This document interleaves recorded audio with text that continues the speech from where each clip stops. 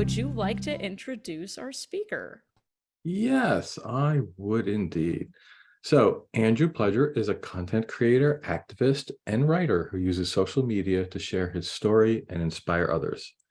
He's a religious trauma survivor who was homeschooled K to 12 and raised in a fundamentalist Christian cult, the Independent Fundamentalist Baptist Movement, which I have never heard of, at least by that name. So, this will be fascinating to hear about. Andrew brings awareness to spiritual and religious abuse, and being part of the LGBTQ plus community and experiencing religious trauma has inspired him to pursue psychology to help survivors. After being homeschooled, he found his way to Bob Jones University. He attended the fundamentalist Christian college for over 3 years until he was expelled in his last semester for sharing his story and denouncing fundamentalist teachings. I guess that's not a surprise. Andrew is here today to share the experiences of his upbringing and the level of control and mental abuse he experienced at Bob Jones University. He has a limited podcast premiering soon. I guess limited podcast means just scheduled for several episodes. Surviving Bob Jones University, a Christian Cult. This podcast explores the school's history, the psychology of fundamentalism, the criteria for cults, and survivors' experiences. So welcome, Andrew. Hey, Andrew, thanks for joining us. Welcome to the Yes, show. thank you so much for having me. I'm really excited to talk about my story and be an inspiration to other people. Wonderful. And we are so excited to have you. I have been looking forward to hearing from you for several weeks since I found out you were coming on the program. I can't wait to talk about your experiences. I didn't know anything about this until 3 hours ago, and Helen couldn't make it, but I'm still excited. I would have learned about this IFB stuff. I've never heard of this. And I don't know. I've always heard about Bob Jones in the, from people generally, but never anyone who went there and what the specifics are. Oh, I see. Okay, got you. Yeah, well, I'm excited to come here and talk about it. Yeah, well, let's get going. But before we do, did we cover everything? Is there anything else you want to tell us about yourself or what you've been up to lately? Yeah, I felt like, I guess an update then that I didn't add in my bio is that I did end up, when I was expelled, I transferred to another college and I ended up graduating back in May of this year, actually. So congratulations. I finished college. So yeah, Yay. so screw be to Well you. done. Well done. Well done. What did you study? Yeah, so originally at Bob Jones, I was a cinema major, and then I switched to basically photography. And then when I was expelled and transferred, I ended up just changing to general studies with a concentration in psychology. Ooh, I like it. I like it. Excellent. That makes sense given your new interests and kind of change of trajectory there. Well done. Way to adapt on the fly. Yes. And having to transfer in your last semester, that's got to be stressful trying not to add years onto your time in school. Ooh. Yes, yeah. Thankfully, I just had to start over my senior year. So, and I was expelled at the very beginning of the second semester. So I would have been really upset if it would have been like the last week of that semester. That would have been tough. Yeah. So did that come out as a total surprise to you? Because just hearing in a retrospect, I would expect a Christian college to not want you to, Yeah. things. And Yeah. I mean, there could be repercussions. Yeah. I mean, I would love to dig into that later if we could, if you don't mind. It's a lot. Sure. Yeah, absolutely. Well, let's start at the beginning. Tell us about how you grew up. What was your religious background? What is this independent fundamentalist Baptist movement? Yeah, so the IFB, which I'll just refer to as that because it's a lot easier to say. So I grew up in a religious cult that was a part of that movement. And this movement was really a reaction to Baptist denominations, to what they thought were becoming more liberal. And the reason they're called independent is because there's no higher organization over these churches. People refer to it as a denomination, but it's more of a movement, I would say, than anything else. So all of these independent fundamental Baptist churches, they can function however they want. There's no oversight, there's no accountability unless the church itself puts accountability in place, because each one can do whatever it wants. That's the whole purpose of it. But what they really all have in common is this really fundamentalism, the literal interpretation of the Bible. And one of their extreme views is that the King James Version Bible is the only legitimate word of Oh God. God, I hear people calling the ACA, and it's like they actually think King James sat down and wrote it himself, so therefore that's the right Bible. It's like, oh my Oh, it's God. like they think it's the original text. No, Yes, but that basically, King honestly. James, Yeah. sat down and wrote it, and for some reason his version is the correct one. It's bizarre. I think they Interesting. think that because I think it was the first English one translated. So they claim that it's perfect. There's nothing wrong with it. It's inerrant. And that's another thing they claim. And all other versions of the Bible are influenced by Satan in some way. So this very extreme take on what they claim is the only, like, the right interpretation or the only legit version of the Bible. And something I want to emphasize too, which I recently found out, was that the Duggars, they were independent fundamental Baptist, and the IBLP, that was their homeschooling stuff, but their church was IFB until they decided to do their own home church, at least. So I recently found that out, which I did not know. So yeah, I'm sure that helps put in people's mind the kind of beliefs and background in that. So there's a very strict lifestyle that you're expected to follow in that environment, very strict gender roles. Women had to have long hair, women could only wear dresses. And with the independent fundamental Baptist movement, there's this, I think separation is a key part of it amongst everything else, separating from everyone who disagrees with you, even other Christians, even people who might still believe in the gospel and in Jesus and in heaven and hell. If you disagree on other doctrines or areas, you separate, even like unbelievers and also other believers. So there's this extreme isolation from society that is expected in that environment. And the IFB also has a lot of, from my experience in the cult that I was in, it was a lot of fear that was used. And, that's common a lot in Christianity. But as I've talked with other survivors and things, they did take it really far, I think, with the fear.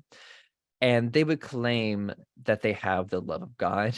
They would claim that they love like Jesus, but the tactics that they would use were based in fear 100%. So I remember at 8 years old hearing this horrific sermon on hell, and I was just so scared as a child because it was so descriptive and so violent.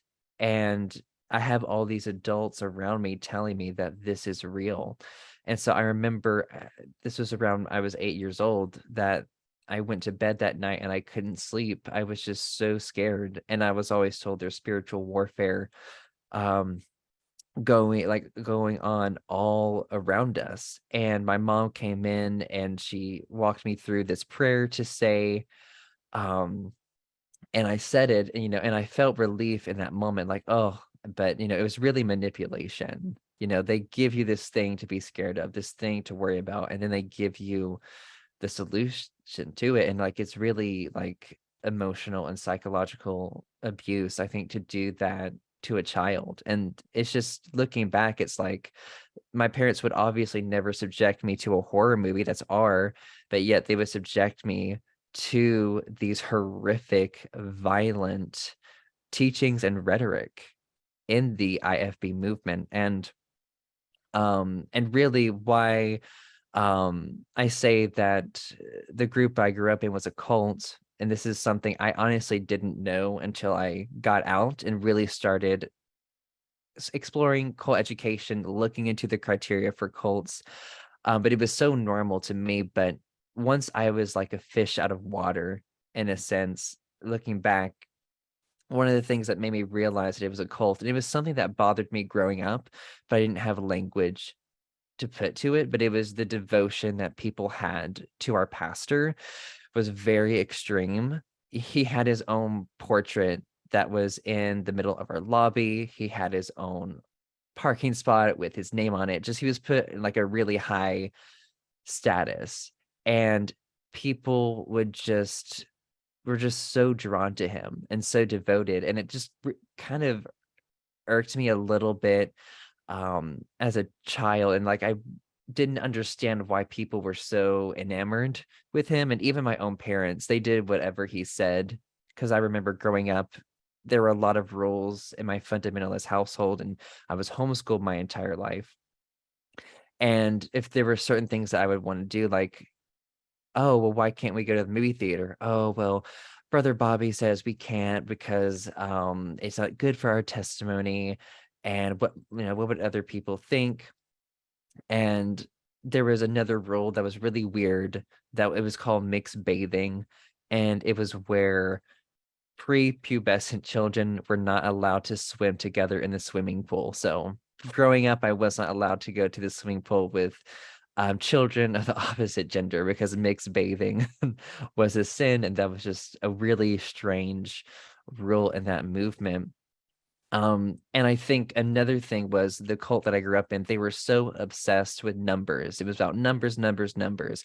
How many people can we recruit? How many people can we get to come in? And the I'm not going to say the name of the church because I know like we're not allowed to on this, but it was one of the larger IFB churches in America. It had a massive bus ministry. We at one time we had 52 buses. And for people who aren't familiar with the bus ministry, it is something that is really known in the IFB movement, and it's where these churches would take all these buses and bus in these kids from around the county or the city and bring them to the church. Usually it was like for a service, trying to present the gospel. And so in the cult I grew up in, we had literally like it looked like scoreboards on each side of the auditorium about how many numbers we were bringing in, and how how many kids were on each bus. They were so obsessed with numbers. And it grew from this small church. I think it started in 1949 was when it started. And the pastor that I was talking about earlier, he pastored there for 61 years.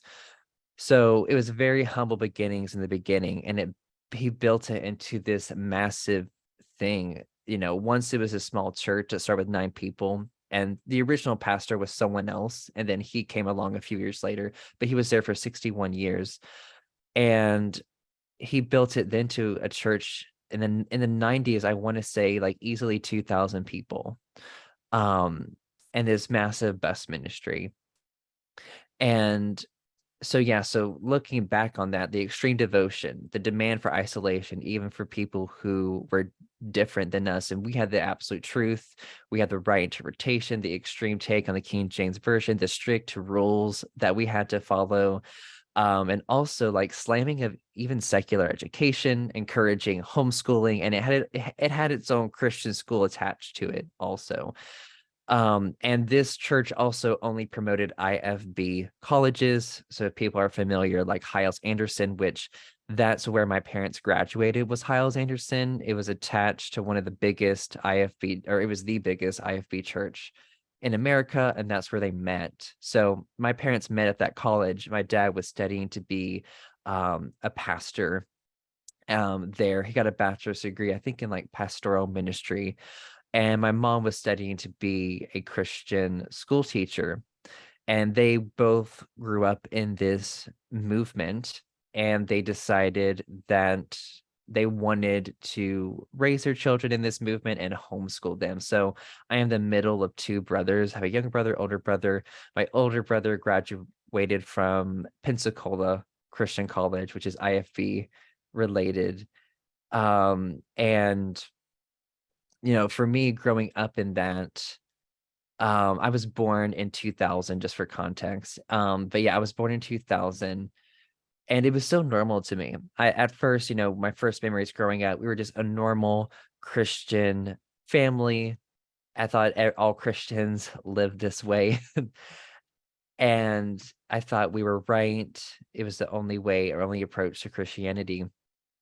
So Um, Andrew, did you really not know that there were Catholics and all the others?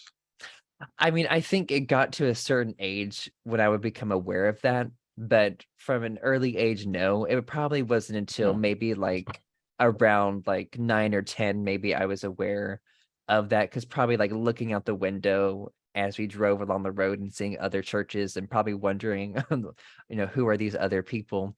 And I, at one time, I do remember probably like around 9 or 10, definitely hearing or noticing a lot of anti-Catholic sermons and things like, oh, Catholics worship Mary, they're wrong, blah blah blah. Were they going to hell? Yes. Literally anyone who disagreed with No. us is going to hell. Oh, by the way, so yeah, you mentioned the putting the fear of hell is a big thing. Did you guys worry about Revelation and the rapture, the end times? Is that a big deal Oof. too? They did talk a lot about the end times of Revelation, and any kind of catastrophe or serious thing that happened in the world that was a sign of the end times. And they never tried to guess when it was going to happen. Um, Or so there weren't you didn't have a pastor who was one of these people who made predictions. It's going to be this date, and they put big billboards up of no, people sold their no, houses. thankfully not. And, I think in a sense, he would always say it could happen in any moment, Mm. any second. And so it always made you so worried that, you always felt so hyper vigilant. And it made you really want to spread the gospel or recruit people into the group. And so there's a strong sense of urgency in this environment. And Christian nationalism is also throughout all of the IFB, like voting for certain people in local politics and also on a government level. There's supposed to be separation of church and state, but they talked a lot about politics in this environment. And there's this fear that if our country doesn't put these fundamentalist teachings into the government, that God's going to judge our country. So there's this sense of urgency, like, oh, we're all going to suffer together, even the good, righteous ones. So we need to get this into, yes, dominionism, someone commented. Yeah, so they wanted to dominate everything. They believed was the right way. And in their minds, people who don't believe what they believe are blind to the truth. And they are, in a sense, enlightened to God's word or God's truth, and that everyone else, they don't know what's best for them, but they know what's best for everyone because they have the truth. And it's just such a scary approach to the government and to people who need rights, because if this, and we've seen it with the Supreme Court and other areas in the United States with this ideology starting to take hold, and there's organizations like the Family Research Council um, that are trying to infiltrate the government. But again, like with, I don't know if people saw the Shiny Happy People documentary, but Yes, I just watched that. oof. So again, Mm. it has the same teachings as the Institute of Basic Life Principles. So the family is such an important thing to the IFB movement, and they do encourage you highly to be fruitful and multiply the earth. And like I remember a family in my cult, they had 9 children and they were still going. And so they're, again, it's like training up these soldiers for Christ. So, and that's also why all these independent fundamental Baptist colleges exist, because they want to put these ministers and have them, I think it's called church planting, that's what they would call it, having all these churches all across the US, and to recruit, to get people saved is what they would call it, get them involved, recruit more people, and influence local politics and influence it on a bigger level. And I remember hearing growing up that this is paraphrasing, but I remember hearing that, oh, America would be a much better place if they had people like us all throughout the government. It would be just such a wonderful country. And, I remember hearing this all throughout, and, I believed that for a while until I started really questioning. And for me, what made me really question this environment was my experiences with my sexuality not matching what they taught, because they gave you all the answers, they gave you the structure, they gave you the community, they gave you purpose, they gave you everything you needed. There was no reason to leave or explore anything different.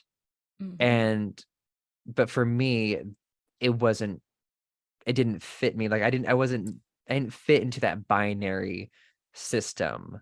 I didn't belong in it. And so my experiences not matching what they taught really caused me to question. And it took a while because you don't have any sex education at all. So you don't have the language to put to what you're experiencing. So for me, because like they would always emphasize and compare gay people or queer people to murderers and pedophiles. So Yep. it was just extreme take. And so I'm like, oh, well, I'm not that, so I must be straight. So this Mm-hmm. very, very black and white thinking around sexuality. But for me also struggling with mental illness in my teen years was a major thing that made me question it also. In the environment, if you are struggling with your mental health, it's because of sin, you're not believing or trusting enough, it's all on you. If you would just pray, obey, and trust in God, you would have no mental health issues at all. So I would do what they would tell me in the IFB, is just to pray more, believe more, focus on certain verses in the Bible, meditate upon them. But it wasn't working for me. And at that time, I didn't know that I was experiencing religious trauma from a lot of the teachings that I was subjected to all those years about hell, about your worth. And another thing that was confusing to me in the IFB was they would make you feel so worthless. They would break you down and some people call it worm theology, like you're nothing. But there would be times when out of the blue, it would be like, oh, but you're so special. God has a plan for you. And looking back and what I've learned, it really modeled a narcissistic abusive relationship, because in the beginning it was loving. It was like, oh, come, we're a community. And then they get you all of a sudden, oh, you're going to go to hell. You're worthless. God can't stand to look at you. God can't stand you. And a lot of even more extreme with the LGBTQ teachings of you are an abomination. And Yeah. so much. And so that God, I mean, wants to destroy you, because the Sodom and Gomorrah story was told so much. I heard it all the time growing up. Now, And is it my impression of the Independent Fundamental Baptist Church is that that's one of their main talking points, isn't it? As far as like they're not just anti-LGBTQ plus, but many of the churches are pro-violence towards the yes, community. Was that your hmm experience? that is, and like we sadly, I've seen a lot of viral sermons that will come from clips of these IFB preachers. And I heard growing up that gay people deserve to die of AIDS. That was God's punishment. So yeah, a lot of violence and violent rhetoric towards the LGBTQ plus community. And so, growing up in that, I was a very homophobic person. It was always the other. Everyone else was evil except us in the group. So they had that very extreme us versus them mindset, which is so common in cults. Um, and when I still continue with my mental health issues in my teen years, struggling a lot with depression, and then trying to cover it up because of the shame in that environment. When you struggle with that, you were seen as a spiritually inferior or as a moral failure in a sense. And eventually, like as I think it was around 16 years old, that was when I think I stopped, or some like I stopped repressing my sexuality, and it just couldn't be repressed or suppressed anymore.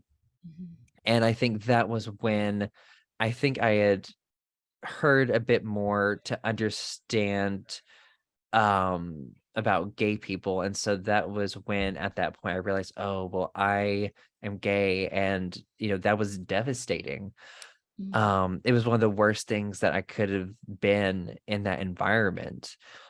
And so it was just that brought me into a deeper depression with that, and it resulted in just a lot of horrible symptoms from that. And thankfully, I was able to get out of that state.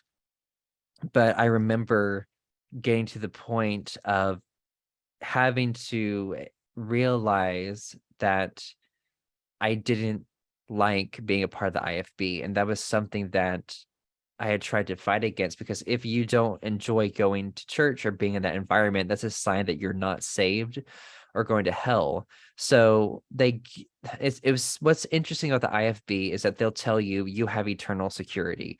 Once you're saved, you're always saved. But what I heard in the group that I grew up in was that if you were truly saved, here are a bunch of signs that you're saved. And it was always following the group's doctrine happily. And if you broke their rules and their teachings, you had to feel bad about it, because you're supposed to have the Holy Spirit. And if you didn't feel bad about it, you didn't have the Holy Spirit. So it was always like, oh, yes, you're always saved. But also, if you don't do what we tell you and do it happily, you're going to hell. That's a sign you're not saved. So there's a bit of a contradiction, or really a manipulation with that. So it's just agonizing to believe that you're going to hell if you don't conform to this, if you don't enjoy it. So I think I avoided that for a long time. And so once I finally realized, I'm like, I think in my own mind, still not having a language, but knowing that, okay, this is harmful. And this is harmful to me. I don't care if they say this is the answer, this is the right way. It's not working for me. But again, it's never the system, it's never the teachings, it's never the group, it's always put on you. You're not believing enough, you're not trusting enough, you're not spiritual enough. And so it's a very, very narcissistic dynamic to it. Yeah. And I remember growing up with a similar situation to that, and it's terrifying to, mhm, and it's just what you said. It's such a contradiction, because the line that you're hearing over and over again is, oh, God loves you, you're special, and once you're saved, you're going to heaven no matter what, you can never lose that. But then all the time there are all these things that will come up where, oh, well, I guess you're not actually saved. Oh, you don't think this? You don't hear the Holy Spirit talking to you? Oh, you had this kind of thought or urge? Oh my goodness, a Christian wouldn't have thought that or done that or felt that. And it's mhm. always things that you can't really do anything about. Yeah. Mhm. Wow. Yeah. That's Mhm. terrifying. And like Sorry, go there ahead. were definitely moments throughout my childhood where, looking back, I'm like, oh my gosh, that's religious trauma. But I didn't know that as a child. And so I think one of my first memories, of course, was, when I got saved at 8 years old, that horrific sermon that I heard. But another memory I have from my childhood was an instance of rapture anxiety.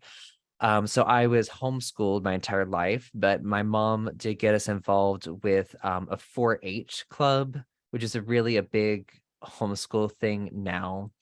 But it was mainly homeschoolers that was a part of this extracurricular kind of club. And we would do field trips to certain things. And we were doing a field trip to one of our members' farms, and I remember we were at the farm and everyone was in the front yard waiting for the tour to start.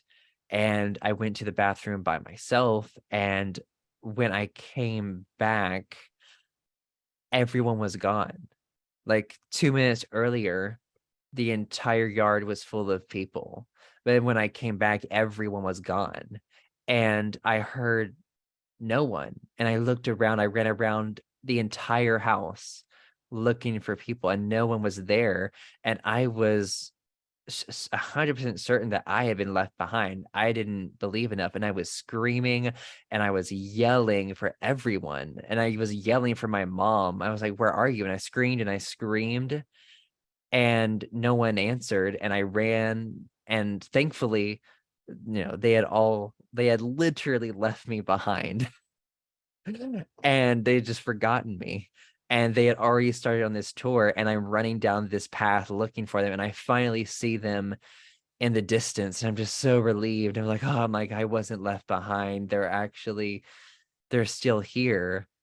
And I was, of course, like really upset at everyone for leaving me, abandoning me. in that moment. But it's just, I was so relieved that it was not the end times, and that was my first memory of really rapture anxiety. But yeah, throughout my childhood and teen years, it was always, still struggling with fear of hell and a lot of shame around sexuality and just sexual feelings just in general, for being human. And just always trying so hard to repress my humanity because my humanity was bad and being cut off from myself. I'm not supposed to trust myself or my heart. So there's just extreme isolation from yourself. And so I'm like, oh, I'll just go with their structure. I'll keep believing, I'll keep trusting, but it just wasn't working for me. And it got to the point for me, that I think it was at 17 years old. I was at that point, still struggling with mental health, but accepting that, okay, I'm gay and I hate this environment. It's toxic. I can't tell anyone this, either of these things. Like if I tell someone I don't like this environment, that's just gonna make number one, make my parents more strict because they were so controlling of me and my brothers growing up, like the movies we had, books, TV, everything. And I remember growing up, there was a moment that I didn't want to go to church. And that made my dad concerned because that's a sign of me not being saved. And so it made him more adamant and more authoritarian, really, towards me. And so I learned that if I don't conform to these things, it's just going to hurt me in the long run.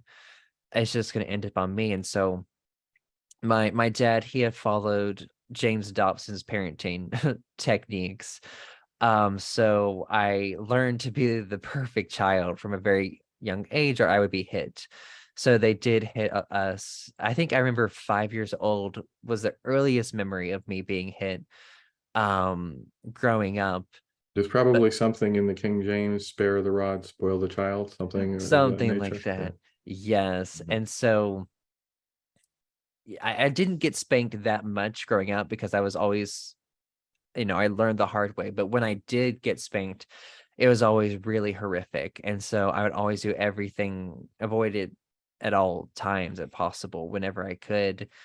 And they were turning me into a soldier for Christ, a perfect, obedient person who doesn't think for themselves, who just conforms and obeys. And in the IFB, it's all about breaking the will of the child. Mhm. It's not about the child's needs at all. It's not even considered. In that environment, it's like just, oh, if you feed your children and you get them food and clothing, they're good. They're fine. And in that environment, abuse only happens in an unsafe family who has alcoholics. That abuse doesn't Oh, happen yeah.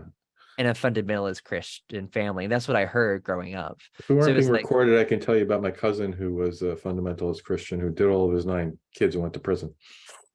After he oh, went to Valley Wow. Forge Christian College, by the way. So yeah. oh my God, wow. Wow. Yeah, and I mean, Yeah. that's what the parenting plan is that's being taught. Like you mentioned, James Dobson, Yep. and Hmm. yep, that was the same program my family used. And it's, you're told you're a bad parent if you're not hitting your kids because, Yeah. they're going to be sinners and you didn't stop them.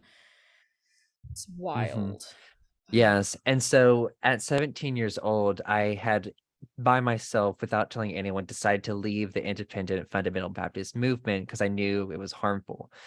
But I didn't know really anyone outside of it. I was thankfully able at 17 years old, I did get a job at a fast food place. So that really helps me get to know some people on the outside, but no one really knew the extreme environment that I came from. I tried to keep that separate, I guess. So people just thought I was a regular, normal person, at least, with a regular life, not knowing about the extreme background I was from. So So how did you? during that time, did you? Oh, sorry. Go ahead, Oh Karen. no, go ahead, Rob. You're good. I was just say during that time, did a lot of callers, who I often ask, how did you hear about recovering from religion? Oh, by watching an ACA show. So, or by watching some YouTube debate where we come up. I mean, did you do that kind of thing? Did you investigate on YouTube or listen to podcasts for atheist content? Yeah, I mean, for me at that time, I guess at 17, I still considered myself a Christian and believing the gospel, and it was too scary for me to even consider questioning hell, at least. And so that was something that, and I would argue from my personal experience that I was emotionally addicted to Christianity, just so dependent on it. Because I remember trying to break the habit of my daily devotions and praying, just trying to see what would change. Because I did them every fucking day. I was a good Christian kid who prayed. And I remember, I think I went, the longest I went was a month without it. And it was the emotional toll that it took on me. It was just, of course I was still so miserable, but it was like the high was taken away from me when I would, come to God's word or whatever, come to the Bible and feel all this shame, and it would remove that from me. But the thing is, like, they gave me the problem and they gave me the solution. It was just an awful cycle, but it took me a while to get out of it. And it was hard to, because I was told that, oh yes, you're going to feel miserable when you stop doing these things. This is you're starving the Holy Spirit. But for me, looking back, I'm like, no, I was emotionally dependent on this. It was a quick fix. Didn't get to any root problems that I was going through. And I was coming off kind of the emotional high of that. So it took a while for me my mind to adjust, but eventually that difficulty of not doing that, it took a while, and it was a relief to me, because I'm like, will this ever end? Do I have to stay dependent on this? And so that was eye-opening for me to eventually get over that. And I think I was probably, I'm sure I had come across this recovering, probably early on, recovering from religion, but like for me, the first introduction was like Leaving the Fold by Marlene Wimnell. That was the thing that, and I think a lot of people relate to that. And That how did really you helped. find out about that resource? Yeah, so I think that was I think I was 18 years old, and like I think it was 17 or 18. That was when I finally got access to the internet, because before that, internet access was restricted throughout all of my childhood. So I had no way to explore other things. So once I did that, I started exploring fundamentalism. And there was one book I found about I can't remember what it was called, but it was something about the harmfulness of fundamentalism. And I had ordered it from Amazon.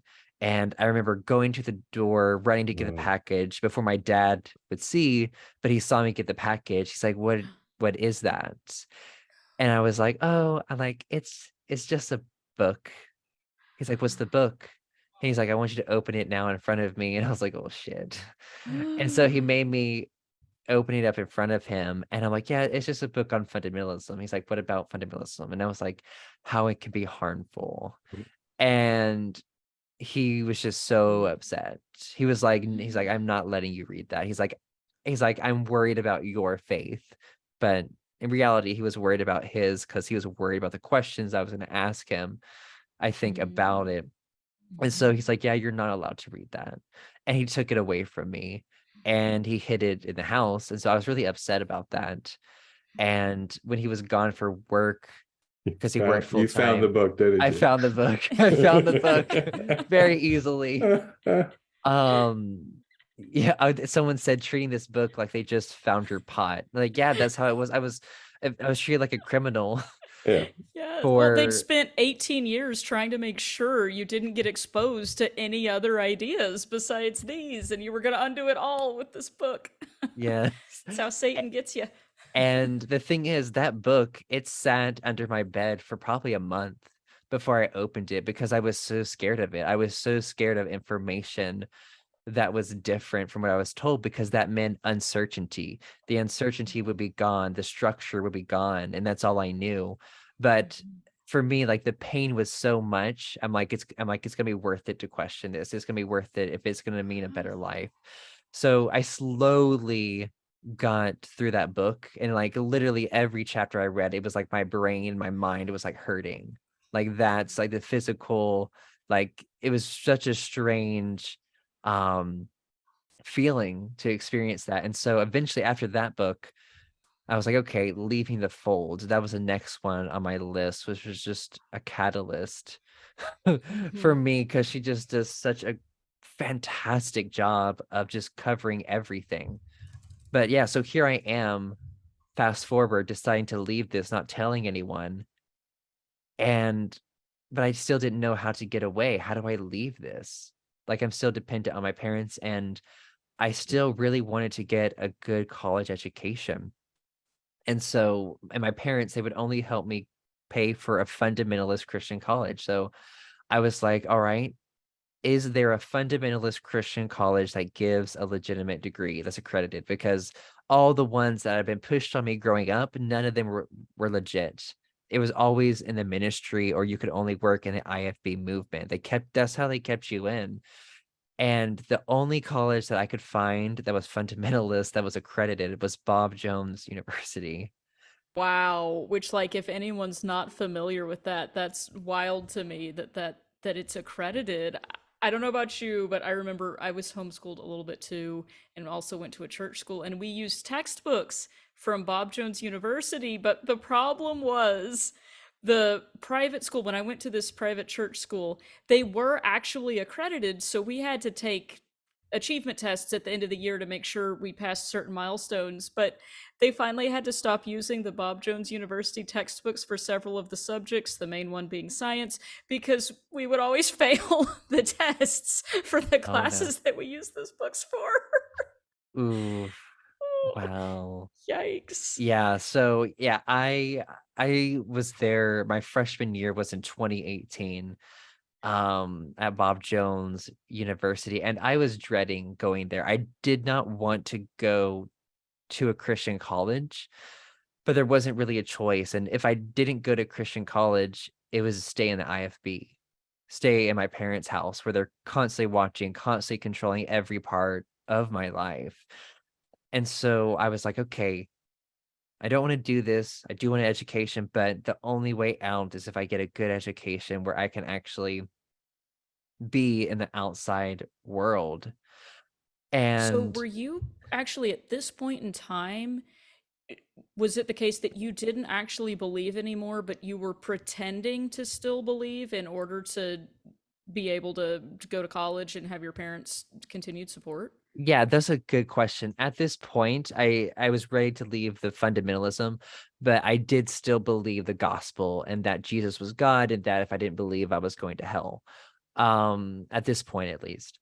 And so, yeah, I go in there still kind of believing this, but still having those doubts in my mind. You know what I mean? And struggling with those doubts and the fear of eternal damnation. And so I remember I did try to get out of going to Bob Jones with my mom, and it did not go over well.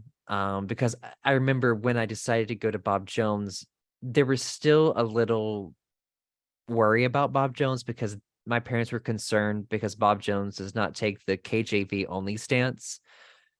And as someone in the IFB, they were just so concerned by that. They were so upset about that. And they were also worried about what other people would think in our group that I was going to Bob Jones, that they might lead me astray or something like that.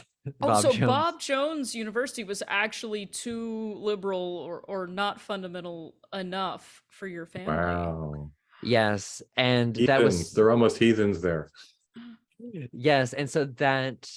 And what convinced them to let me go was that because I was not majoring in ministry or pastoral stuff, they were like, you know what, Andrew, since you're not going to be in the ministry, we're okay with you going to Bob Jones. But they're like, if you were going to be in the ministry, we would not let you go there. Wow. And so thankfully my mom was able to get over that. And once he started telling people, like, she imagined a terrible reaction from people because my IFB cult church did not promote Bob Jones as a college for any of us to go to. It was Pensacola, Crown College, Hiles Anderson, West Coast, all these other different IFB associate colleges, and but not Bob Jones. They never promoted it. Was Valley Not Forge Christian College one? It probably was. It sounds familiar. I think Tennessee Temple was another one. I don't know if that still exists or not. But yeah, so here they are. I remember the day they drove me in for my freshman year, I was just dreading it. And I remember Oh. driving in and just seeing like the iron barred fences with the spikes on top, and like we're driving in just feeling like I'm going to prison. Uh, And I remember moving in my dorm, and just even though it was a very similar environment, I was away from my family, and like I was around my family all the time. And I wasn't sure, like, oh, can I function, without my family? Because we were so enmeshed, so codependent, and especially I had a very enmeshed relationship with my mother, so that was hard for me. But I needed to leave the family, to detach, to try to become a person, an individual in an environment that would still try to make me into this soldier for Christ. So I remember them driving away, and I watched them through this iron barred fence, watching them drive away, and just wondering and just dreading. I'm like, I'm so scared of being here. I was also scared of, like, for my own safety as a queer person, being at Bob Jones University, literally not allowed to exist there as a person. And I remember when I talked to someone about my experience at Bob Jones University, they said to me, "You're describing the a scene out of The Giver," which is a book. I don't know if people have read that, but it's basically this like dystopian community, or supposed to be utopian, but it's not. But this community where you have to follow these strict guidelines, and you're not allowed to express unpleasant emotions, and everything is decided for you. And that's what Bob Jones University was like. And when you went to Bob Jones as a student that was out of state, which I was, and you were between the ages of 18 to 22, you were required to live in their dormitories. It didn't, most colleges, which I looked this up, most colleges force you to stay only your freshman year in their dorms. And then sophomore through senior year, you can stay in an apartment, or you can choose to stay or not. But at Bob Jones, if you're from out of state, you're in your 18 to 22, which is when most people go to college, at least the majority, you were required to stay on campus in their dormitories. And the reason for this was the hierarchical leadership that they had in every single dorm, where you would always be watched.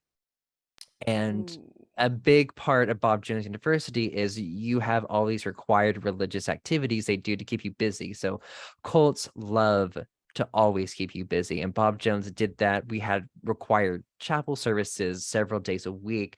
We had to join a society, which basically is a Christian version of a fraternity or a sorority, but not fun at all. The exact opposite. But not fun. Not at all. What did you do? Like, were Oh, there different ones to pick from? Like, what were the themes? there were different, like they had their typical Greek names or whatever, and they would always have this, and this was like the only party that Bob Jones would have each year. It was the Greek Rush, and it would be all these different booths and things that you would go to. There'd be food there, drinks, no alcohol, of Of course. course. Probably like probably Kool-Aid. Kool-Aid for the drink. Oh, Drink the Kool-Aid. have the Kool-Aid. Ooh. And there would be all these people, and every society would try to make them look the best that it could, like, oh, like you're the one for us. And I didn't want anything to do with society, but it was required, so I had to join a society. And so that was something that we had to meet with our society once a week. And it was very similar to chapel, but it was smaller and student led, and there was like the only difference was like a game at the end of each society meeting. And outside of that, though, they did have like recreational sports you could do. So that's something that made it a bit different. Was there And hazing? Any hazing involved?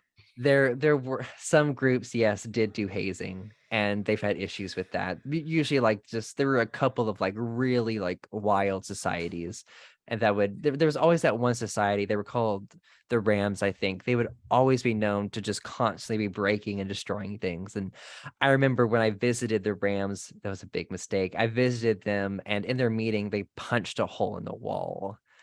I was there. So I was like, you know what? I'm like, this is not the society for me. And they I'm were gonna doing this not even on any alcohol.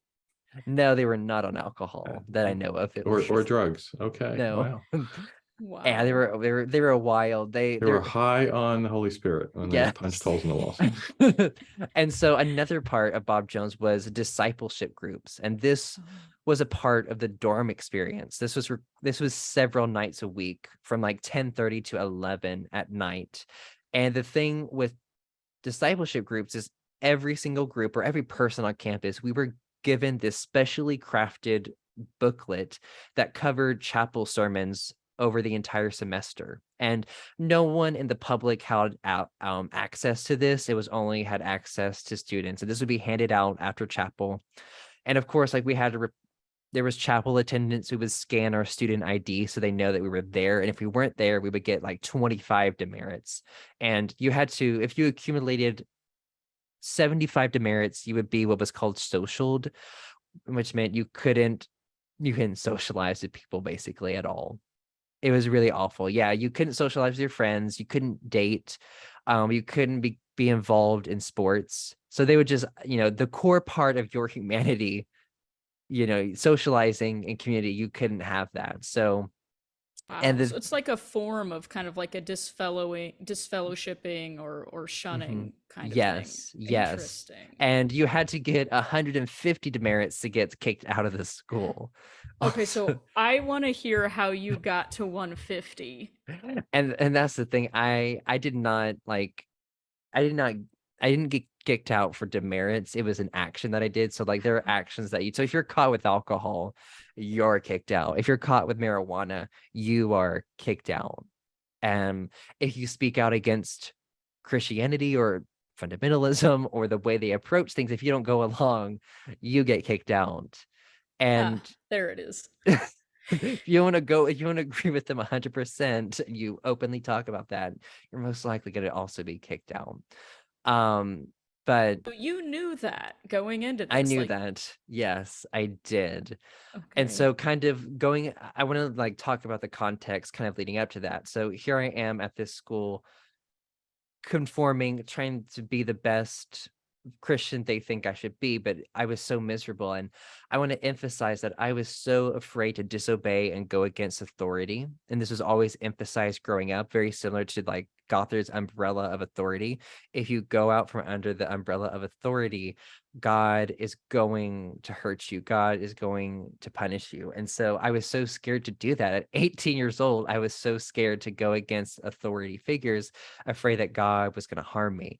But I literally had to get to rock bottom to go against authority. And struggled a lot with my mental health, still struggling with my depression as it came back up and got triggered there. And I got to the point of nearly taking my own life in one of their dormitories. And it brought me to rock bottom to finally then, thankfully, I was able to get help and call a hotline. But it got me to the point where like I have to do something different than what they're telling me. And so for me, I realized that I had to find people on the outside because I didn't know people outside of fundamentalism. I didn't know anyone. And I was so scared of the outside world. It was an evil, awful place. No one had love on the outside. That's what I was taught. They were, I'm trying to remember, like they were servants of Satan. That's what I was told, or children of Satan. They were all influenced by Satan and they had no idea, of course. But anyway, so you had to stay away. But for me, I had to get over that. I had to and it was very difficult. But I decided that the only way that I could find community was outside of that group. And so, long story short, I ended up going to a local church, which also we were required to go to church twice a week. They would clear out the dorms every Sunday morning. Like you had to be out of the dorms every Sunday morning by a certain time, or What you would if get you were sick? Were there like exceptions? yes, you had to Okay. let them know ahead of time. And this is the funny thing. The first rule I broke was on an accident. I slept in on a Sunday morning and I woke up and my roommates are gone. And I'm like, oh my gosh, I slept in. And I hear the residence hall monitor or residence hall assistant checking the rooms. I hear doors open, close. And I hear this sound get closer and closer as I'm sitting up and I'm like, they're checking the rooms for people and I'm still here. And so I'm listening and they're getting closer and closer. And for me, I was a rule follower my entire life. Bob Jones, they are the ones that made me a rebel. They made me the rule breaker. They did this. It backfired real bad. It did. And I hear him getting closer and I'm like, I have like maybe 30 seconds or less to know what to do. And I'm like, I cannot be caught in here. So I'm at the top of my bunk. I shove the mattress out a foot from the wall and I slide down between the mattress and the wall. And I put the blanket over me, my blanket, and I hear the person come in and I like hold my breath and I'm waiting. And I'm like, and then I hear the door close and I get up and they're gone. And I'm like, oh my God, I just broke a rule and it felt really good. That felt really nice. Like this adrenaline rush was just going through all of me. And no one knew that I broke it. And that was another thing at Bob Jones. You never knew who you could trust because they had this snitch culture that was put into place where if you saw someone breaking a rule, you had to report them, because if you didn't, and if that was found out later, you would get into just as much trouble as if you broke that rule Ooh, yourself. that's So just like Scientology. yes, exactly. Yes. So they had that snitching culture in place there where everyone was reporting on everyone. And that's how they controlled you, because leaders could only watch so much. They could only do so much to a Yeah. certain extent. So that's when you turn the members on each other. But no one, I learned that I couldn't let anyone know that I was breaking the rules, because there was no way that there's 100% certain that no one would turn me in. And so that's when I began breaking the rules. And that really helps me then go to this church, which they had an approved church list you had to choose from, and you couldn't go outside of this church list unless you had to ask for permission. But I went outside of that list and I went to a progressive affirming church. And it was at this church that I met this family at this visitors luncheon. And I told them about my situation. And I'm like, I'm just looking for community. I just want a place to feel safe. Like this is all I want. Like, and I'm hoping to find it here in this church. And they said to me, they're like, hey, we live across the street from Bob Jones University, literally live across the street. We can take you here every week. And so they started doing that. And so I kind of started having this double life of going to this church with this family. And it was just so strange to me because they didn't believe what we taught. From my fundamentalist background, they weren't considered saved. They were considered servants of Satan. And so it was a lot of cognitive dissonance of, oh, well, these people are the most loving people I've ever met, but they don't believe what I was taught growing up. They're not supposed to be loving or caring, but yet they are. And so that was something I just had to reconcile with in my mind of, maybe they're wrong about this. And once I got to know them more, they gave me a key to their house, and I would literally walk across the street to their house, and I would watch TV in peace, not worried about Bob Jones controlling any media that I consume. And Ah, and then I would go to their house some nights for dinner, and they would get to know me still. And so it was just, and it was shocking to me how quickly my mental health changed when I was in an affirming environment. It was like, like the week before I met them, I was suicidal, but then a week after I met them, those thoughts had subsided. It was so freeing to me. It gave me hope that there was hope and healing and love on the outside. And it made me realize, oh, this mental health issue, it's not my fault. My needs aren't being met. And now I'm finally starting to meet them. I needed that belonging, but I never had that belonging. Growing up, I fit wow. in, but I never belonged.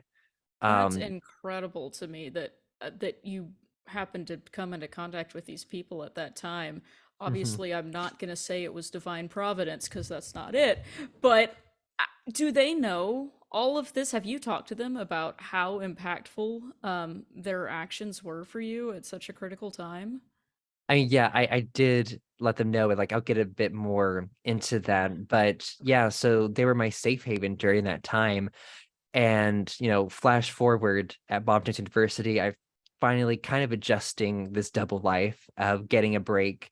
But unfortunately, my freshman year, people were suspicious of me. because I would leave campus a lot. And thankfully, they never realized that I was going to this house. But another place that I would go to was a local park to also kind of de-stress and get away from the culture. And I was followed twice while I was on my way to this park by staff. And the first time I was followed, I recognized the person. I was like, oh, maybe I'm just being paranoid. Maybe they're not really following me. Like maybe they're just, they're just maybe also taking a walk on the sidewalk. But once I started going down all these weird back roads that, this person didn't need to really go down. Once I left the sidewalk, this person was following me, and I was like, crap. So I had to like figure out a way to get away from them. So once I went around this corner around a building, I ran like hell, and I ran back to the college. And I see them a few minutes later, they're walking back also. And I'm like, shit. I'm like, they were following me and they followed me back here. And the second time it happened it was at night, where I was just so stressed, so frustrated. And I decided to go to this park at night. And I went to it, and I got back a little bit early before discipleship group started, so I wouldn't get in trouble. And my residence hall assistant, he knocked on the door. He came into the room, and he was like, hey, Andrew. He's like, how are you doing? He's like, I hope you're doing okay. And I'm like, yeah. He's like, I'm really worried about you. He's like, I just saw you walk into some dark woods. And when he said this, I was confused a little bit, but what he was referring to was me walking into the entrance of this park, which is a very dark area, not many lights. So I thought it would be anonymous. And I was like, how did he know? Like, it was so dark. How could he see me? And I'm like, unless he knew I was going to be there. And so, yeah. And then I'm like, what? And then he got back before me also. And it's just, so anyway, so in my mind, I'm like, he had to know that I was going there. He had to wait there and see what I was doing, and then came back, and then basically letting me know, oh, I know where you're going. Like, I know what you're doing. I'm watching you. And what was the thing that you were doing that they were so disapproving of? I mean, just I going to the mean, park was not allowed, or what did they think you were, up to no good, or I was not I was not technically breaking any rules, but I think Bob Jones, they've learned behaviors of certain students who do not conform. And I think the fact that I would leave campus so much was, I think, assigned to them that, oh, maybe he really doesn't want to be here. I'm like, where is he going? What is he doing? Is he possibly breaking the rules? And oh, let's catch him breaking the rules. And I think that's what it was all about, seeing what I was doing, if I was breaking the rules. And thankfully, my sophomore year, the monitoring and the following stopped that I was aware of, because I was under a new leadership in a new dorm. And I continued to break a lot of the rules, skipping church, listening to music that I wanted to, watching TV that I wanted to. There were things I had to do to get around that, like getting off of their Wi-Fi. Like, they could track what we did, I know, on search engines. And one of the freakiest and scariest moments there was, I didn't know that they could see the notifications that were on our phones, because I got called into this guy's office in the dorm. Hey, Glenda, I see your reaction. I know, it's crazy. It's crazy. It's insane. And Glenda has been reacting like her head's about to explode for the last hour. Pretty much everything you say. Just the level of control and like actual, literal, legitimate stalking. Yeah. I mean, yes, most definitely. Yeah. And so I'm called into this person's office, and the thing, when you get in trouble at Bob Jones, you're called to the office, is always like nice little small talk at first. And then they'll always ask you, do you know why you're in here? And they want you to like snitch on yourself for things you might not be in trouble for. And like, I knew what they were doing, and I was like innocent, and I was like, I have no idea why I'm here. That always happens on sitcoms when somebody's accused of, oh yeah, I did that. I'm sorry. Oh, I didn't know that. And yeah, so I'm sitting there, and I'm like, oh, I have no idea. So good. And he was, and I had a clean record. Like, I knew how to break the rules. I didn't have many demerits at all from past semesters. And he said, okay, well, our systems got alerted of a notification that came on your phone. And when he said that, I was just like, what? I was like, in my mind, I'm like, your systems can be notified of what shows up on my phone, on my screen. Like, yeah, I mean, I How was is just, this? I don't understand how that's technologically possible or legal. I don't know either. And so he's like, yeah, he's like, apparently it seems like you got a notification from a dating app. And I was like, shit. And thankfully it was not Grindr, because I would have been dead. Oh I my would have god. been like, I would have been kicked out at that moment. But it was just, I think it was like Bumble or something like that, some like general dating app. And these were And not allowed either.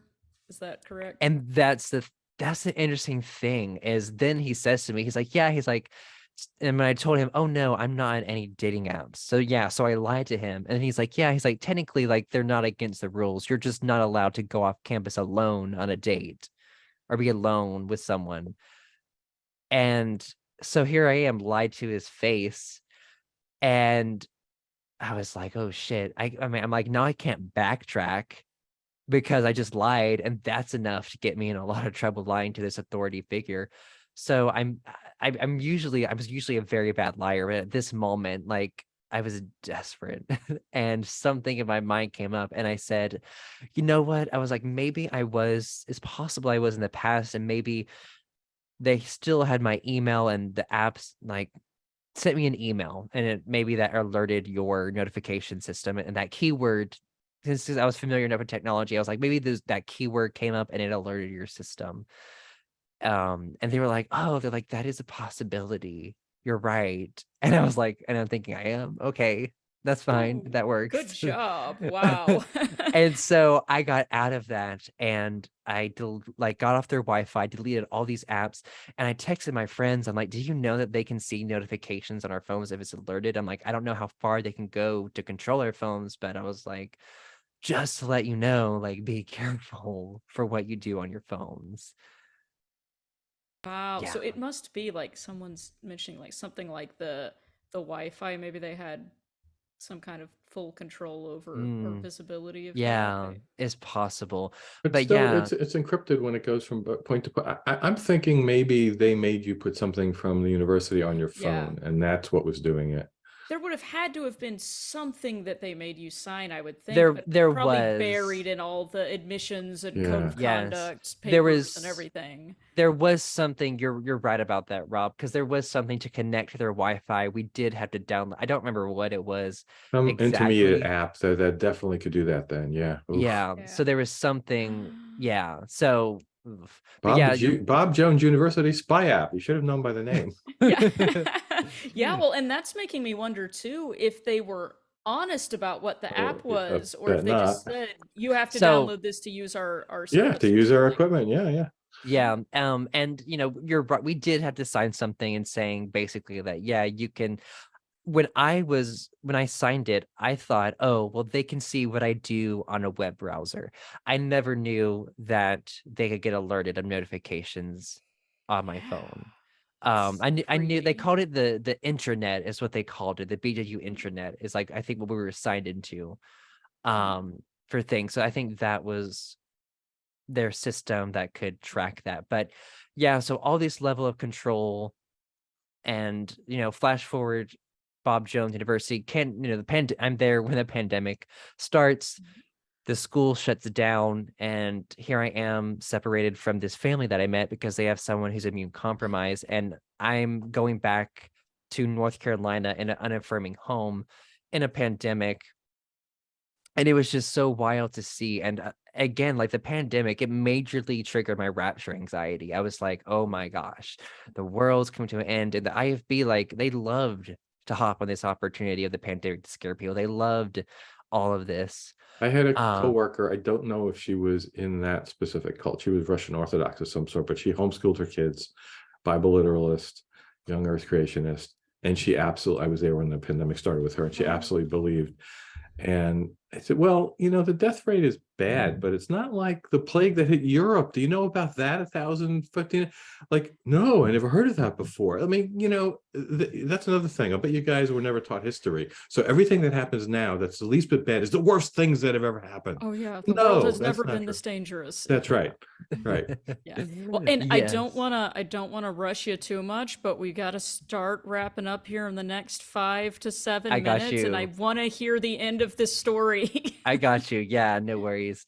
But yeah, so the pandemic happened and ended up again still struggling a lot with my mental health and still dealing with the effect of religious trauma from these teachings and still some internalized homophobia from these teachings growing up. And thankfully, I was able to get on medication finally that summer to help me deal with this, because that was something in my late teen years that I tried to get on medication, but my parents would not let me at all. My mom was determined that they were all harmful, so you do not need to get, and it specifically related to mental health. She was like, no, no, we don't do medication for mental health. And All again, right. just We read your have the joy Bible. of the Lord. Oh, yes. And so for me, I was able to get on that, and I did. I manipulated them.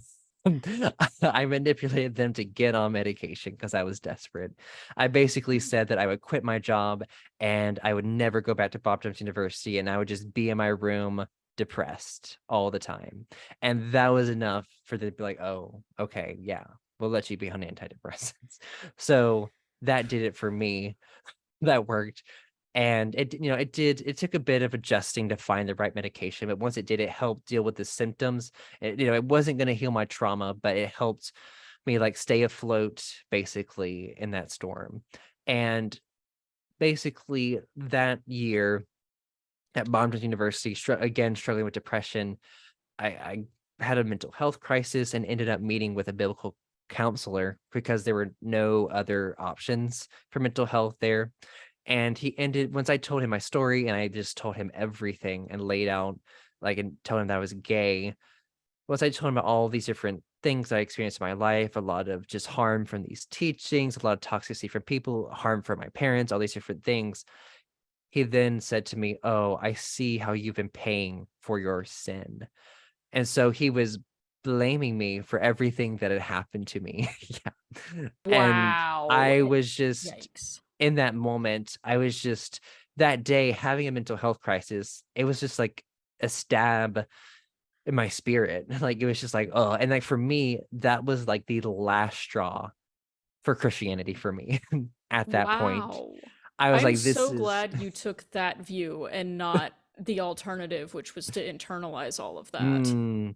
Yeah, and like for me at that point, like I was so done internalizing things. I was done with the shame and the blame. Heard it my entire life. I was like, no. And so after that meeting, I was like, all right, we are deconverting from Christianity. And Wow. it was hard to get into and to begin that. But what happened was I ended up, and really when I revealed to this counselor at the end, I was like, you know what? I don't know if I really want to believe any of this anymore. And then he was like, you know what? As a biblical counselor, I'm not allowed to meet people who are not believers. So I can't meet with you anymore, but I pray I pray that you come back. So here I'm in a mental health crisis. And then he tells me, oh, yeah, I can't meet with you anymore because you don't seem to believe this anymore. And I was surprised that they didn't kick me out because I said I wasn't a believer. I said I was gay. But I think because in that dynamic, I tried to seem, I guess, sorry about things, like, I guess people pleasing. People pleasing was something I did all the time growing up. I was just groomed to do that in that environment. And I think he felt like that I was going to come back. And I think his assumptions were right because I did have and I say this in air quotes, a reconversion experience. It was emotional manipulation. And what happened was, again, I was beat down, and they had a sermon on like every part of it was just oozing with love and compassion, which is very rare in fundamentalism. Then it caught me off guard emotionally because that's what I was needed. I really needed love and someone to care, like, really genuinely care. and it just caught me off guard. And but in that emotional high from that lasted a few days, but after that I was like, this is not the Holy Spirit. This is psychological manipulation. These are emotions. This is not real. So I was glad that I was able to come back quickly from that. But Yeah, it was good you were in a place at that time to realize that. yes, that, and it was interesting because like the things that they would tell me how I would feel happened, but I was like, no. And that's the thing. They tell you how to interpret your emotions, and you're not allowed to interpret it outside of that. But for me, I was like, no, this is not the Holy Spirit. These are emotions. And so I then, because I was considered saved now in this guy's eyes, even though I didn't tell him, oh, yeah, I think that was a manipulation, he discipled me for a semester, and he told me, oh, yeah, we're going to shift this into conversion therapy kind of towards the end. And for me, like, I was genuinely curious about the discipleship part of it. I wanted to learn from him because for me, I'm like, I really want to know my stuff before I leave this. And so he didn't know that he was helping me deconvert. He thought he was helping me bring me back to Christ, but I was deconverting throughout this whole thing.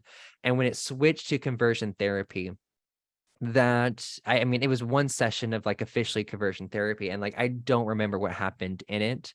I remember going in the room, I remember leaving the room, and that was it. But I think I just majorly disassociated because Oh my God. that's a major trauma response for me, is to just disassociate, to numb, to not be present in my body. And so when I left the room, not knowing what happened, I just felt the feelings of suicide coming back. I felt this extreme weight on my chest, the shame back, the worthlessness. And after that, I was like, I'm never doing that again. And so I cut things off with that counselor. They tried to bring me back, but I said no. And I know we're running out of time. So Yeah. my senior year, I officially was set on deconversion, and I was on a major path of deconversion for like 6 months of just digging into so much material all at once, and it was a lot emotionally. But I'm like, I have to cut myself off from this. I cannot jump back into it. Like, I have to make sure that that will never happen again. And what happened was I worked on a photo series on religious trauma, and I publicly told my story of growing up in fundamentalism. And this was in January of 2022. I publicly told my story of fundamentalism, and I shared my photo series, and I publicly said, I am done with Christianity, fundamentalist Christianity. This is toxic. This is harmful. These are my experiences as a queer person, and these teachings has caused so much trauma in me and many other trauma survivors. And it was basically like, let's question this authority. Let's question this system of control. Quit telling us this is the answer, because it's not.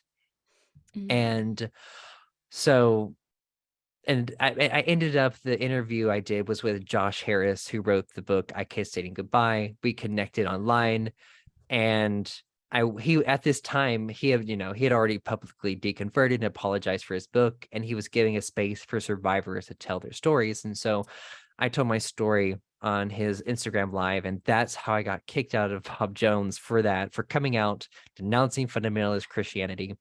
And what happened was I was expelled, and the family that I knew in right across the street, when they found out about the interview before I was expelled, they called me and they were like, we're worried you're going to be expelled. They want to let you know that if you are, you can come and stay with us and rebuild your life, refigure things out in this major transition. And so that's what happened. I was kicked out, and I moved in with them. Recently finished my college degree. Still, I still live with them now as I'm figuring out this life transition. Oh my goodness, I love that so much. They're your Yes, chosen they family. are. It's incredible. Yeah. Oh, I've been on an emotional roller coaster throughout this talk, and I love Oh, that it ended on that note. That is yeah. lovely and beautiful, and good on you. Everyone is giving you a lot of love in the Oh, chat, by the thank way. you. You are so brave. I love that you just were like, let me just go ahead and burn this down. Not literally, metaphorically speaking. Yeah. Yeah, I know. And a lot of people are like, why would you do that? Why would you just wait till you're out of that environment and then do it? And what most people, I think, don't realize is I would have stayed in that environment if I wasn't forced out of it in that way. And I was I was gonna be working at BJU Press after graduation. So because I didn't know how to leave that environment. It was toxic, but it was familiar. I knew how to handle it. But the expulsion was a way for me to be forced out. And also I wanted to bring awareness and spark conversation about fundamentalism, about the harmfulness of this system of control as a whole. And that's why another reason I decided to do it so publicly. Well, I think you have definitely been effective at achieving that goal, and I am so That's glad you got to do amazing. that. It's amazing. Yeah. Hearing stories like this make me so happy. I was just raised Catholic. I know. Yeah, this is a lot. And I have so many more questions I want to ask you about this, but we do have to start wrapping up. Are you going to be able to stick around for the hangout at all? No I pressure. can. Yes, I can do that. Okay. Yeah. Okay, good. Because I know a lot of people have questions for you, and Rob and I Yeah. probably do too. But I do want to make sure and honor everyone's time and get us out of here sort of on time, and then we'll go to the Yeah. hangout because I have so much more And then that I one want to last hear. one last thing I Yeah, want to say please. is Yes. I'm creating a podcast about Bob Jones University. It's called Surviving Bob Jones University, a Christian Cult. And the Mhm. trailer is out now for it. You can subscribe to it. So I'm excited to expose this awful school. Yes, thank you for doing that. And is it Yeah. okay if I just put your links that you put in the outline into the chat? Yeah, Those dude, four that links? works. Yes. Okay, I'm gonna do that. Yeah, thank you for sharing those. These are Andrew's links, and it has the link to the podcast promo that you're talking about. And you also mentioned a couple of resources that you wanted to share too about religious trauma, particularly religious trauma and being queer. So I'm gonna put Mhm. those in here too. And we do have a couple of questions that people have asked. We'll get through as many of them Mhm. as we can. Rob, do you want to get us started with the questions? Yeah, I might have lost attention for a moment. Did you Okay, say no problem. when the podcast was going to actually premiere the limited series? Yeah. It's premiering August 23rd. Okay, pretty soon. Good. Awesome. Yeah, Yeah, that thanks was for my own clarifying that. question I had typed into the. But from the people who have been here, the questions we collected were, I'll read the first one, Cara. Yes. All right, what do you think of Nietzsche's quote, "There was one Christian and he died on the cross"? I was not aware that was a Nietzsche quote, but assuming it is it fair to refer to any of these cults as Christian? Hmm. Um, yeah, that is an interesting question about that. And I think you would have to ask, like, what is a Christian?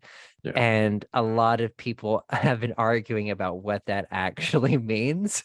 So I think you would have to define what a Christian is first. And I would ask, I don't know if you have an idea, like what is this person? Did they say what their definition of that Well, is? yeah, I mean, to me, that's very strange because I like Jesus was Jewish. I mean, how Yeah. is Jesus a follower of himself? That And makes no sense. like I Did don't Nietzsche think really say that? That's bizarre. the Christian isn't even in, if we want to go to the Bible, the Christian isn't even in the Bible at Right, all. right, right. So it's strange. Yeah, Yeah. but yeah, I mean, when I refer to the cult I grew up in, I usually refer to it as a Christian cult because it's Bible based and they claim to follow Jesus. And I don't, there are people who say they're Christians, and then there are other Christians who say, oh, they're not real Christians. Oh But yeah, yeah. I had my favorite caller was somebody on the helpline who just wanted to teach me as an RFR representative that Mormons were not Christians, and that's all he wanted to say. He kept repeating it. Yeah, What an interesting agenda to call yeah, in with. yeah. I love it. Okay, so this is maybe a fun question. Someone is asking at Bob Jones University, do they still have the dating room? oh, that's funny. They do have like a special, like, I Wait, forgot could you what they tell us called what it. that is for those of us who? Oh, got you. My bad. Yes, the I context. don't know what that is. Sorry. Yeah. In the past, they would call it I think in the past they would call it the dating parlor. And this was like the area you were supposed to be with your partner, where everyone can see you, and you're supposed to be like, not, you can't touch each other, but it was a way you could talk and converse and you were allowed to do it without sinning, basically, in their Were there words. chaperones It's there? chaperone. See, it's like it's in public, like everyone could see you, so there were no chaperones required. Okay. I'm sure there was a leader somewhere in that room watching, probably. But they do have there's not an official dating room or dating parlor anymore. Their rules around dating are that you cannot be alone anywhere on campus. You have to be out, like in the dining common or in their food court where the Chick-fil-A is and their Papa John's is at, or there was another yeah, I know, Chick-fil-A at a Chick-fil-A, what a Christian college. Chick-fil-A and surprise. Papa What John's. a surprise. And they had like a special, it's just kind of interesting that they did this. They had an entertainment room where they had I'm sorry, do they have a Hobby Lobby if you want to buy crap? they had an entertainment room where I was surprised they did this while I was there, but you could play video games there. It was, of course, like Mario Kart that you could play, of course, because you weren't allowed to have any games that were like above a T rating, I think. Probably even below that. But anyways, yeah, so they had an area to sit there. And if you were on campus with your partner, you had to be in a well-lit space where everyone could see you. So that's how, so they don't have a special dating parlor where you have to be anymore, but I know they did in the past. Oh, sorry, I just had a flash visiting my cousins that I talked about. They were playing a video game where it was like you get to play either Joseph or Mary or Jesus. Did you ever see the game like that? I have Don't not. pick Jesus. He dies at the end. I don't know. I just walked out astounded. This is fun. Like, it's like, oh my God. That sounds awful. Oh my goodness. Okay, we've got time for maybe one more question, Rob. Do you want to ask one? Oh my God. Yeah, so I actually thought of this while you were talking. Do you have any idea what % of Christians in the US are IFB? Ooh. Have you ever looked into that? That's a good question. And or is it something that we wouldn't even have statistics on because it's not an official organization? Yeah, that is a good question, and I don't know the answer to that, but I want to look that up now. I have one more sort of connected to it. Well, I had never heard of it that mentioned IFB, and when I Googled it, the first thing I got was New Independent Fundamentalist Baptist, and I found that there's two separate Wikipedia articles, one for independent and one for New Independent. Do you know what the difference is there? Yeah, so I recently saw this, and when I first saw New Independent, I was like, oh, are they trying to make the IFB better? But no, that's not the case. Yeah. The new IFB, I think it was founded by this guy. I think his name is Steve Anderson. I'm not sure if that's correct, but he's this hate preacher who goes viral all the time. But he wants to just keep it as extreme as possible. And I guess in his view, he sees the IFB as maybe becoming progressive, which I don't know why he would think that. The IFB is still so extreme. So I don't know why he would want to start a new fundamentalist Baptist that he would want to make it more extreme, but well, just wait till the Reform New Independent comes out, and then the Southern Reform New Independent. Oh my goodness. I'm glad you cleared that up though. Actually, that's who I was thinking of when you said the IFB originally. I thought of that guy. Yes. So, huh. Okay, so there's already sects. Yeah. Wow. Oof. Okay. Well, this has been really informative, and what a fantastic story. I mean, I knew the story, but I didn't know it was going to go all these directions, and I love how you managed everything and came out of this with such courage in the face of everything that was going on. I mean, wow. Well done. Yeah, thank you. Yeah, thank you for sharing that with us. I know it's a deeply personal story, and it's really meaningful to a lot of people to have heard it based on what people have been saying in the chat. So thank you for opening up about that. Okay, well, we are going to move on to the hangout here in just a minute. And if you're able to stick around for a few minutes, it would be awesome. Great. I would love to. Okay, perfect. I know there are a few other questions we didn't get to. So if we didn't get to your question, save it. We'll do it in the hangout. And we'll just wrap up real quickly here. Don't forget to come back next week. Same time, same channel. We have Anthony Morris talking about deconstruction on the spectrum, autism spectrum. Ooh, so that means I'm co-hosting again. That was Yes. the one I was originally signed up for. Yes, and that's going to be a pretty good one, I think. So I'm excited about that. So join us for that one. And where else can people find us online, Rob? Oh, wow, all over the place. Most of our recordings from these Monday meetings can be found on our YouTube channel. I think I mentioned that before. There's 142 of them as of earlier today. You can find that by clicking the link at the top or of our main page, or go to youtube.com/recovering from religion. But even more, because it's easier to work with audio than video, even more of the episodes have been uploaded to our audio podcast. So if there's one you think should be there and it's missing, check out the audio podcast. You can send questions or comments about any of this to RfRx at recoveringfromreligion.org. And as I think it was Cara mentioned earlier, we have a blog, which is personal stories of clients or volunteers, and that's at medium.com/excommunications. And I think I mentioned the podcast, but didn't tell you where it was. It is at recoveringfromreligion.org/podcast. Excellent. Thank you. All right. And don't forget to follow us on the socials. We're on Facebook, we're on Twitter. Oh, we also have a Facebook support group page that's separate from the main Facebook page. We are on Twitter, we're on Instagram, and we're on TikTok. So if you use any of those platforms, feel free to find us and like, subscribe, share, do all those things if you are comfortable doing that.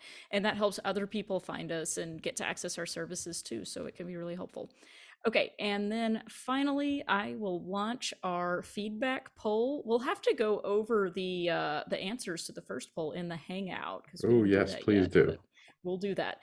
So the feedback poll, real quick, it's the same as it always is. Let me go ahead and launch that. That helps us know how we did, how you liked the program, how you found us, things like that. So it helps us keep making programming that is relevant to people. So the first question on the exit poll is, this program was relevant to me.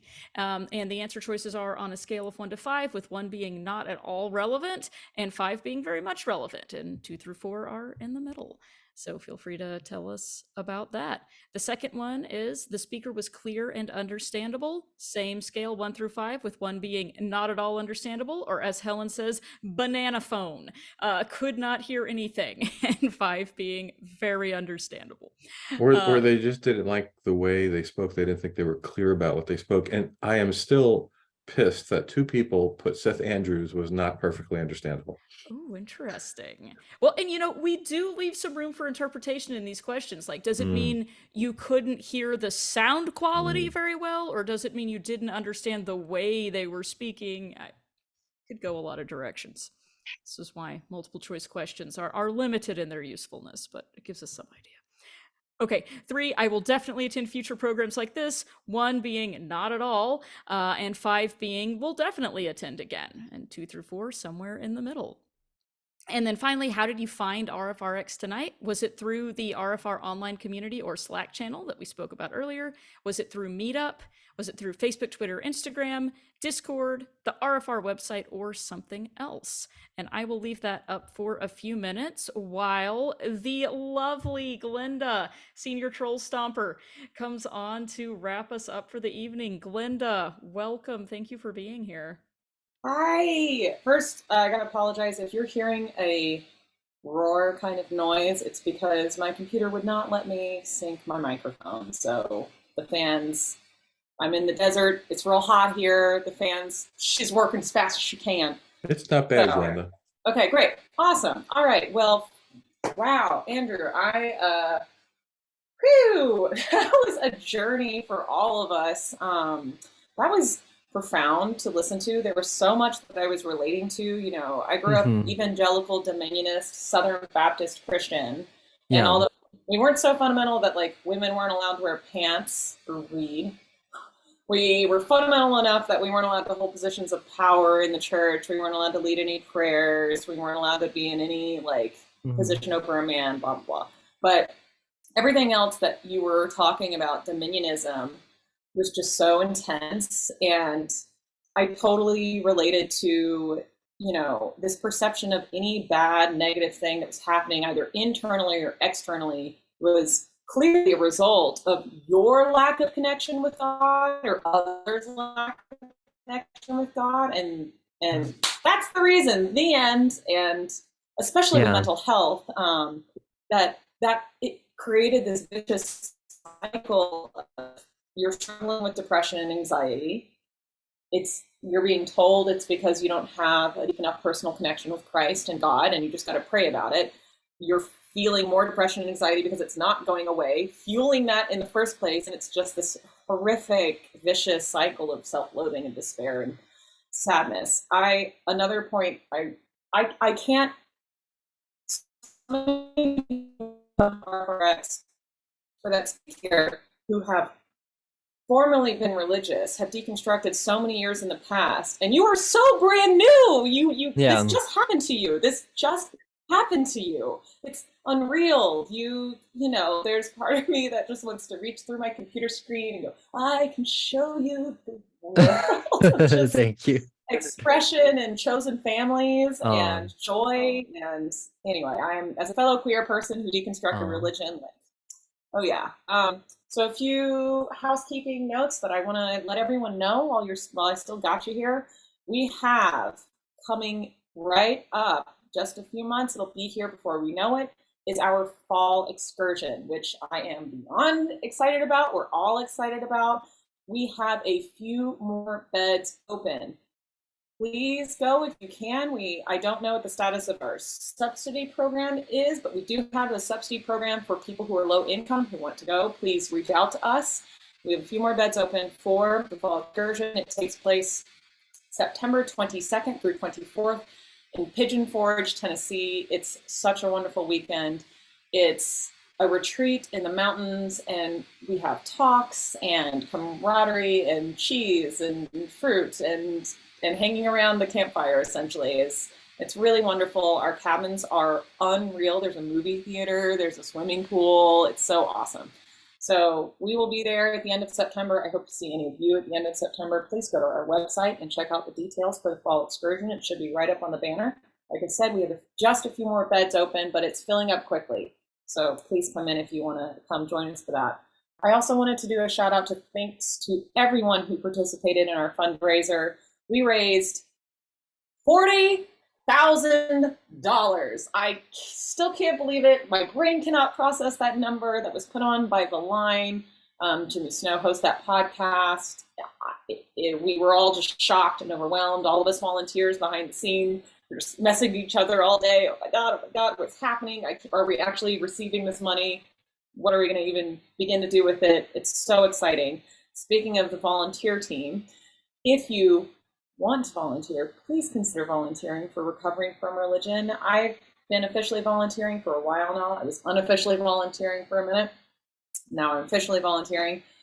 We could use your help. We accept please just send in an application. We train you. There's lots of stuff that you can do. It is scientific proof that you become 20% cooler once you become a volunteer. It's data. So please consider volunteering for Recovering from Religion. And if you go to the website, you'll see the little volunteer tab. And the other thing I wanted to say, we have a documentary. Lindsay Doolittle is an incredible filmmaker, and she is making a documentary about recovering from religion. She will be at the fall excursion creating some footage. And I think Kara they were going to post, or someone else was going to post the link to we played the video last week of the little trailer for the documentary, but we'll post it again. The trailer, as well as, this is an independent documentary. Recovering from Religion is not making this documentary, she is. So we'll have the link for that, as well as the GoFundMe for this, because she is an art teacher and she is funding this entirely on her own. So any donation you can give to her, it should be a really wonderful thing. We're very, very excited about it. I have rambled on enough. Andrew, again, I related so much to what you said. Thank you so much for honoring us with your story and your vulnerability. That was so intense. And I hope we get to have you back. I can't wait to connect with you and see your journey. And I'm sure I don't speak for the only person here. I know that a lot of us volunteer. Please come visit us if you happen to be in town. I've got a bed for you to stay in. Hang out. Yeah.